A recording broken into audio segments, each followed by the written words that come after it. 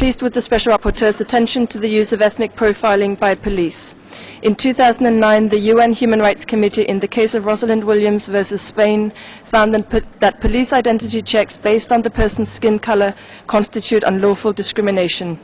Regrettably, the Spanish government has not complied with the committee's decision to end ethnic profiling. While the government has acknowledged that ethnic profiling is a real problem, the current measures are inadequate. New police guidelines in Circular 2, issued in May 2012, have not ended ethnic profiling. In December 2012, a local group that monitors identity checks reported receiving 255 complaints of discriminatory stops in Madrid in the 6 months after the circular was introduced. Spain's Defensora del Pueblo in May 2013 also acknowledged the failure of the circular to address the continuing concerns about ethnic profiling. The Defensora made specific recommendations to the General Directorate of Police at the Ministry of the Ministry of the Interior, several of which overlap with the Special Rapporteur's recommendations. One of the most important recommendations made both by the Rapporteur and the Defensora is the introduction of stop forms to record all identity checks.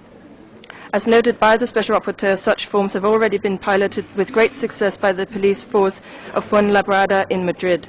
These good practices now need to become national policy. Stop forms are an essential safeguard against discriminatory practices in the context of ethnic profiling. We also welcome the Special Rapporteur's other recommendations to improve and fund training for police, ensure greater ethnic and cultural diversity within the police force, and adopt other measures to improve community-police relations and build trust.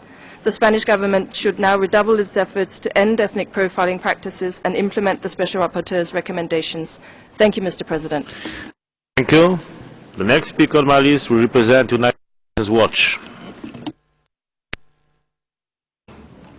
My name is Marina Nemat. I am an Iranian author and activist. For the following reasons, I urge the Special Rapporteur to investigate Iran.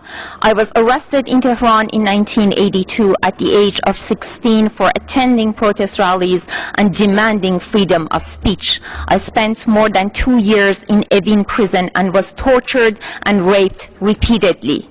I am a Christian, but I was forced to convert to Islam in prison. There is no true freedom of religion in Iran. Yes, there are churches and synagogues, but if a Muslim converts to another religion, he or she could be condemned to death according to Iranian law. Many Muslim converts to Christianity have spent time in prison for their beliefs. Right now, an American-Iranian pastor, Saeed Abedini, is spending an 8-year sentence in Evin prison.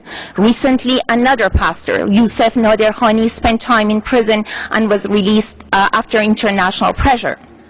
Being a Baha'i is illegal in Iran. Right now, 7 leaders of the Baha'i community are serving 20-year sentences just because of their religion. Mr. Rapporteur, I urge you to put pressure on Iran to release these prisoners of conscience and all the other prisoners, including Nasrin Sotoudeh, Hamid Qasemi Shal, and Saeed Malekpour. In Iranian law, a Muslim man who is convicted of adultery with a Muslim woman receives 100 lashes, but the sentence for a non-Muslim man convicted of adultery with a Muslim woman is death. Also, the testimony of a woman is worth half of a man, and yet Iran claims that it respects the rights of women and religious minorities. The Iranian regime is holding the Iranian people hostage by arbitrarily imprisoning Iranians and torturing them.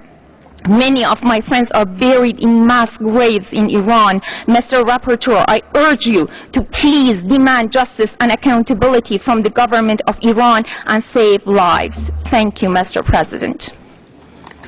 Thank you, Madam. The next speaker represents Franciscans. Thank you, Mr. President. Franciscans International said that the Peruvian Center for Ethnic Development would like to congratulate the Special Rapporteur for his report, emphasizing the key role of education for preventing and combating